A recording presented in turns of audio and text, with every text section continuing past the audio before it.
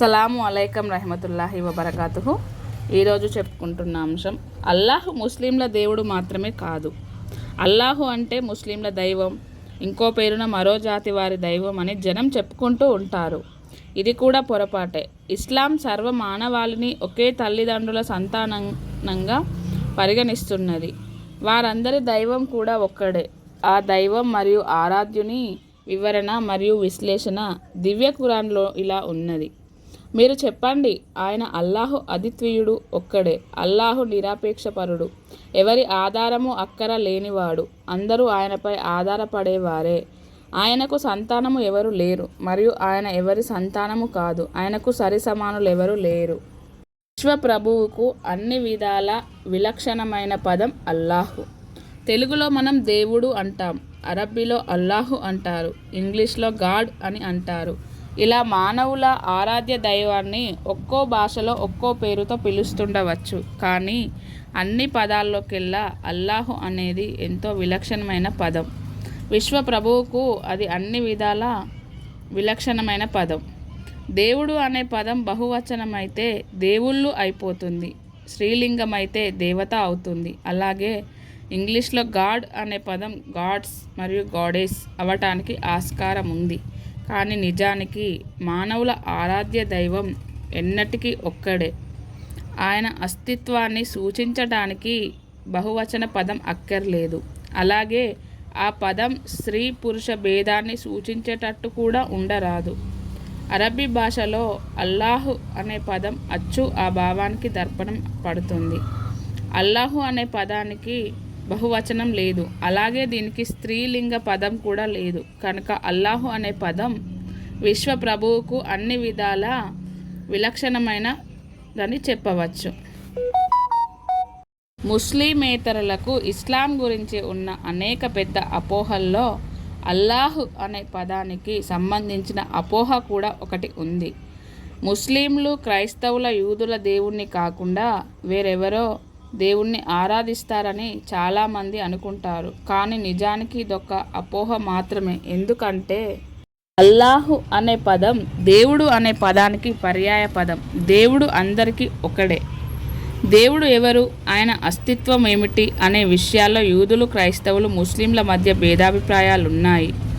ఉదాహరణ, యూదులు క్రైస్తవుల్లో ఉన్న త్రిత్వభావనను తిరస్కరిస్తారు, ముస్లింలు కూడా దాన్ని తిరస్కరిస్తారు. అంత మాత్రం చేత ఆ మూడు మతాలకు ముగ్గురు వేర్వేరు దేవుళ్ళు ఉన్నారని అర్థం కాదు. ఎందుకంటే విశ్వమంతటికీ నిజదేవుడు ఒక్కడే. ఇస్లాం చెప్పేది ఏమిటంటే ఇతర మతాల వాళ్ళు కూడా అల్లాహునే విశ్వసిస్తున్నారు, కానీ అల్లాహును ఏ విధంగా విశ్వసించాలో ఆ విధంగా విశ్వసించటం లేదు.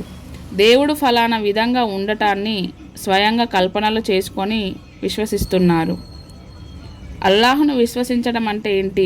అల్లాహును విశ్వసించడం అనే ప్రకటనలో ఎన్నో విషయాలు దాగి ఉన్నాయి. దివ్య ఖురాన్ ప్రకారం చెప్పాలంటే అల్లాహు ఒక్కడే. ఆయన ఎవరి అవసరం లేనివాడు.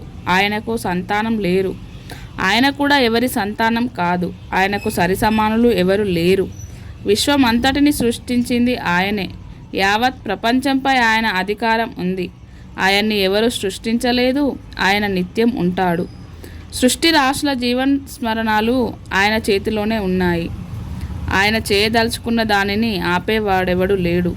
ఆయన ఆపదలుచుకున్న దాన్ని చేసేవాడు కూడా ఎవరు లేరు. ఆయన తినడు, త్రాగడు, ఆయనకు నిద్ర లేదు, కునుకు రాదు. విశ్వ వ్యవస్థను నడిపిస్తూ ఆయన అలసిపోడు. మనసుల్లో దాగి ఉండే రహస్యాలు సైతం ఆయనకు తెలుసు. భూమి ఆకాశాలలో ఏది ఆయనకు గోప్యంగా లేదు. ఆయన జ్ఞానం విశ్వమంతా వ్యాపించి ఉంది. ప్రతి విషయం ఆయనకు తెలుస్తూ ఉంటుంది. మనుషులకు మంచి జరిగినా చెడు జరిగినా అంత అల్లాహు తరపు నుంచే జరుగుతుంది. సుఖ సంతోషాలు ఆయనే ఇస్తాడు, దుఃఖ విచారాలు కలిగిస్తాడు. మంచి చెడులు, లాభ నష్టాలు అన్నీ ఆయన చేతుల్లోనే ఉన్నాయి. దైవత్వంలో, గుణగణాలలో, శక్తి సామర్థ్యాలలో ఆయనకు భాగస్వాములు ఎవరు లేరు. ఖురాన్ మాటల్లో చెప్పుకోవాలంటే ఆయనకు పోలినది ఏది లేదు.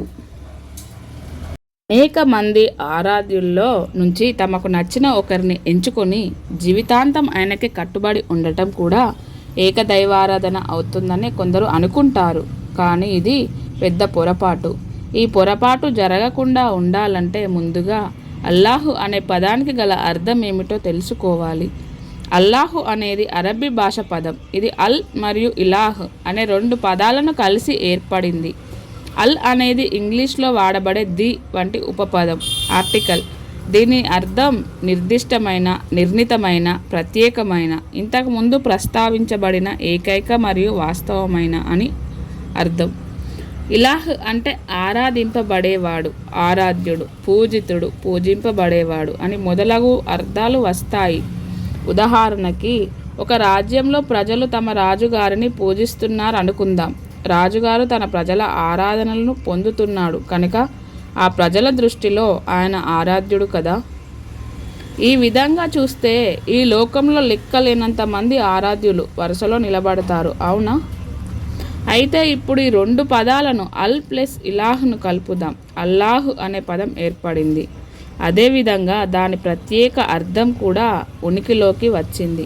అనగా నిజ ఆరాధ్యుడు, ఏకైక ఆరాధ్యుడు, సాటి లేని ఆరాధ్యుడు, అసలైన ఆరాధ్యుడు, అందరికీ తెలిసిన ఆరాధ్యుడు. ఇస్లాం దృష్టిలో సర్వలోకాల సృష్టికర్త మాత్రమే ఆరాధనలకు అర్హుడు. మిగతా జీవరాశులు, ఇతర సృష్టి రాశులు ఆరాధనలకు అనర్హమైనవి. ఎందుకంటే అవి కూడా తమ సృష్టికర్త ద్వారా ఉనికిలోనికి వచ్చినవే. అవన్నీ అల్లాహు ఆజ్ఞ మేరకు తమ కాలం వెల్లుబుచ్చుతున్నవి మాత్రమే, అంతిమ లక్ష్యం వైపు ప్రయాణిస్తున్నవి మాత్రమే. అల్లాహును విశ్వసించిన తర్వాత ముస్లింలు ఆయన దూతలను కూడా విధిగా విశ్వసించాలి. దూతలు కూడా మానవుల్లాగా ఒక రకమైన సృష్టే గాని దేవుళ్ళు కారు. విశ్వ ఏర్పాట్ల కోసం అల్లాహు వీరిని సృష్టించాడు.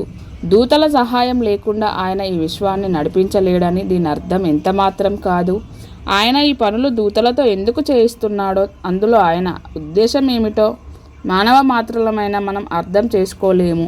ఆయన తలుచుకుంటే మేఘాలు లేకుండా వర్షం కురిపించగలడు, వర్షం లేకుండా చెట్లను మొలకెత్తించగలడు. కానీ ఆయన ఈ ప్రపంచాన్ని కార్యకారణ ప్రపంచంగా చేశాడు. ప్రతి పనికి ఏదో ఒక కారణం నిర్ణయించాడు. దాని ప్రకారమే ఈ విశ్వ వ్యవస్థ నడుస్తుంది. వానదేవుడు, అగ్నిదేవుడు దేవుళ్ళు కారు. దూతల్లో కొందరు వాయువులను నడిపించటం కోసం, మరికొందరు వర్షం కురిపించడం కోసం, ఇంకొందరు మానవుల రక్షణ కోసం, ఇలా వేర్వేరు పనుల మీద నియమించబడి ఉన్నారు. మీరు మానవుల సేవ కోసం సృష్టించబడిన వారు. కానీ ఆశ్చర్యకరమైన విషయం ఏమిటంటే మన నాట చాలామంది వీరినే దేవుళ్ళుగా భావించి వానదేవుడు, వాయుదేవుడు, అగ్నిదేవుడు అని పూజిస్తున్నారు. పూర్వం దైవప్రవక్త కాలంలో మక్కా బహుదైవారాధకులు కూడా ఇలాగే దూతలను దేవుని కుమార్తెలుగా భావించి కొలిచేవారు. వారి విగ్రహాలు తయారు చేసి బలులు, నైవేద్యాలు సమర్పించుకునేవారు. నిజానికి ఇవన్నీ మిథ్య భావాలు, మనిషి స్థాయి కన్నా దిగజారిన చేష్టలు. ఎందుకంటే మానవుడు దూతల కన్నా గొప్ప సృష్టి. ప్రపంచం మొదలు కాకముందు దూత అందరూ మానవుని ముందు మోకరిల్లారు. సహాయం చేయమని అడగటం, వారిని పూజించటం నిజంగా అవమానకరం. దూతలు దైవజ్ఞానబద్ధులు. వీరికి దైవత్వంలో భాగస్వామ్యం లేదు. వీరు అల్లాహకు ఎంతగా భయపడి ఉంటారంటే ఆయనకు విధేయత పాటించటంలో కొంచెం కూడా అశ్రద్ధ కనపరచరు. దూతలకు స్వయం శక్తి, సొంత నిర్ణయాలు ఉండవు. వారు తమకు తాముగా ఏ పని చేయలేరు. దైవదూతలు పరిశుద్ధ సృష్టి. వారి వల్ల పాపాలు, పొరపాట్లు అనేవి అస్సలు జరగవు. దూతల్లో లింగభేద ప్రసక్తి లేదు. అనగా వారు స్త్రీలు కారు, పురుషులు కారు. వారి వాస్తవిక స్వరూపం అల్లాహకు తప్ప మరెవరికి తెలియదు. కానీ ఖురాన్, హదీసు గ్రంథాల్లో వారి కొన్ని లక్షణాలు మాత్రం తెలుపబడ్డాయి. మానవులు మట్టితో సృష్టింపబడినట్లు దూతలు వెలుగుతో సృష్టింపబడ్డారు. అస్సలాము అలైకుం రహ్మతుల్లాహి వబరకాతుహు.